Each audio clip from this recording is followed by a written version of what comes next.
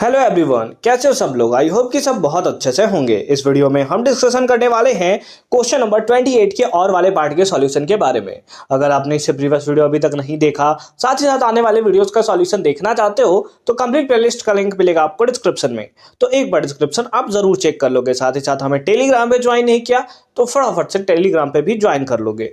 क्या है, a reddish brown metal X when heated in air, है ना। एक रेडिश ब्राउन मेटल एक्स है जिसको जब एयर के प्रेजेंस में हीट किया जाता है, gives a black compound Y. तो ये क्या करता है, एक ब्लैक कंपाउंड वाई का फॉर्मेशन करता है। तो इस बेसिस पे ना बस आप देख कर ही बता सकते हो कि इसका आंसर क्या होना चाहिए, है ना। आगे पढ़ने का अगर आप पढ़ना चाहो तो पढ़ सकते हो, बट यहीं से आप जो है पूरे अच्छे तरीके से आप आंसर कर देते हो। क्या है, रेडिश ब्राउन मेटल एक्स है, जब उसको हीट किया जाता है एयर के प्रेजेंस में वो ब्लैक कंपाउंड वाई का फॉर्मेशन करता है। ये कौन सा होगा, एक्स पक्का कॉपर है। एक्स पक्का कौन सा है, कॉपर है ना। और वाई जो आपको दिख रहा है ना, जब इसको वाई के प्रेजेंस में मतलब एयर के प्रेजेंस में हीट किया जा रहा है, ये ब्लैक कलर बना रहा है। ब्लैक कलर कौन बनाता है, कॉपर ऑक्साइड ही तो बनाता है। कौन बनाता है बताओ, कॉपर ऑक्साइड ही तो बनाता है।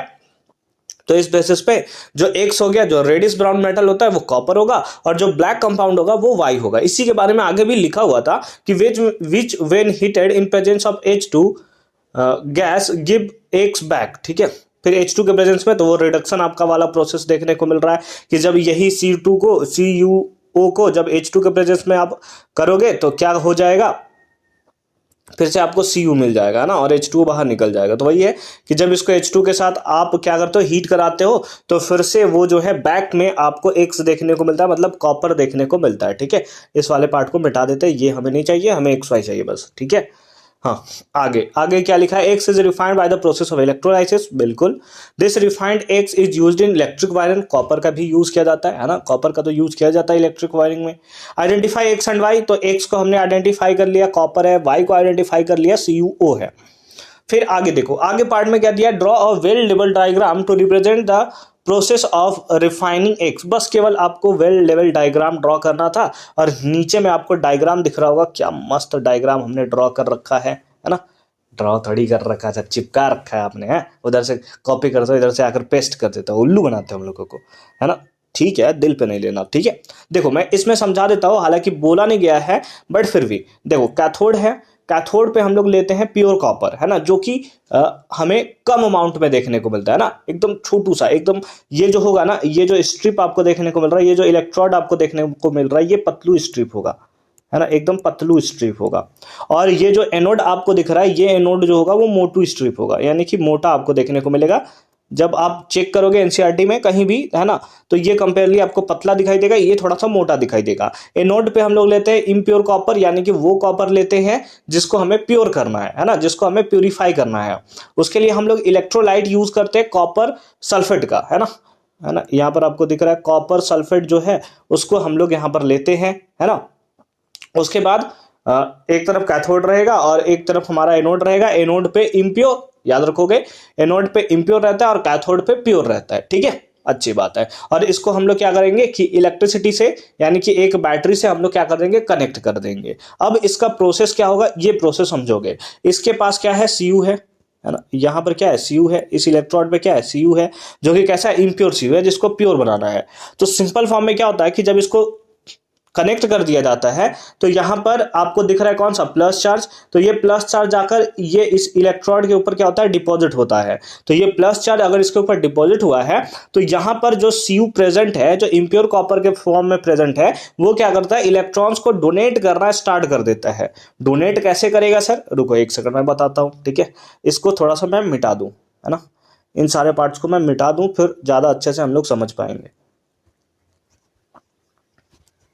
ठीक है, चलो चलो चलो, ठीक है। देखो क्या होता है, अगर मैं बात करूं कि यहां पर क्या होगा, जैसे यहां पर हमारे पास क्या है, Cu है।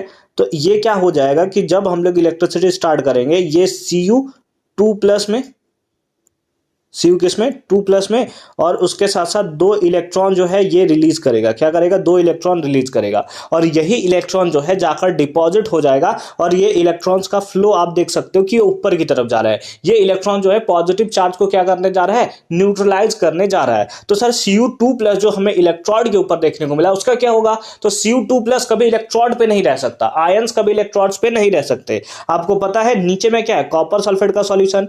और कॉपर सल्फेट कैसे बना है? Cu2+ से और SO4 2- से, SO4 2- से। तो ये सारे के सारे जो इसका Cu2+ है वो नीचे आ जाएगा, है ना। नीचे में आप देख सकते हो, नीचे में आप देख सकते हो कि Cu2+ जो है वो सारा का सारा नीचे आ चुका है ना।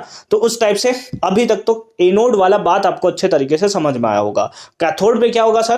कैथोड पे देख रहे हो कि आपके पास क्या आ रहा है? इलेक्ट्रॉन आ रहा है। कैथोड पे क्या आ रहा है? इलेक्ट्रॉन आ रहा है, जिसके कारण उसके ऊपर क्या आ चुका है? Negative charge. तो नेगेटिव चार्ज को भी बैलेंस करना है, तो यही जो Cu2+ आया है ये जो होगा धीरे धीरे इसके ऊपर डिपॉजिट होना स्टार्ट हो जाएगा। और ये क्या करेगा? Cu जो है वो दो इलेक्ट्रॉन्स जो है वो गेन करेगा और अपने आप को न्यूट्रलाइज कर लेगा, और जाकर धीरे धीरे जो है वो कैथोड पे जाकर डिपॉजिट होगा। एक टाइम के बाद एनोड जो है वो एकदम पतला होते होते होते होते वो एकदम पतलू हो जाएगा, है ना। सारा Cu+ जो होगा वो जाकर धीरे धीरे किस पे डिपॉजिट हो जाएगा? कैथोड पे डिपॉजिट होगा। और कुछ टाइम के बाद कॉपर जो है वो मोटा हो जाएगा, है ना। यानी कि कैथोड जो है वो मोटा हो जाएगा और एनोड जो है वो विलुप्त हो जाएगा, है ना।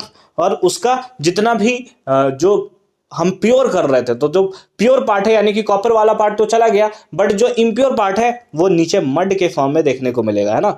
नीचे जो है मड के फॉर्म में आपको देखने को मिलेगा। इसी को हम लोग बोलते हैं एनोड मड। एनोड मड इसलिए बोलते हैं क्योंकि एनोड के नीचे आकर ये मड बनाता है, इसलिए इसको बोला जाता है एनोड मड। ठीक है।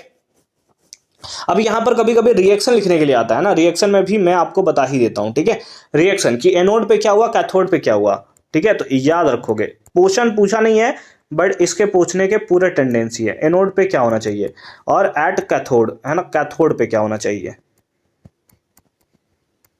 तो सबसे पहले स्टार्ट करते हैं एनोड से। एनोड पे क्या हुआ कि जो Cu था वो 2 इलेक्ट्रॉन को लूज करता है और Cu2+ बनाता है ना। यही होता है ना कि Cu जो है कॉपर, इम्प्योर कॉपर था, इसने क्या किया? 2 इलेक्ट्रॉन को लूज किया और उसके बेसिस पे ये क्या बना दिया? Cu2+ का फॉर्मेशन कर दिया। यही हुआ था, है ना, यही हुआ था। अब अगर आप बात करो कैथोड पे क्या हुआ, तो कैथोड पे ये Cu2+ जो थे, Cu2+ जो आपको दिख रहा है वो 2 इलेक्ट्रॉन्स को गेन करते हैं और जाकर धीरे धीरे जो है वो डिपॉजिट हो जाते हैं in the form of Cu।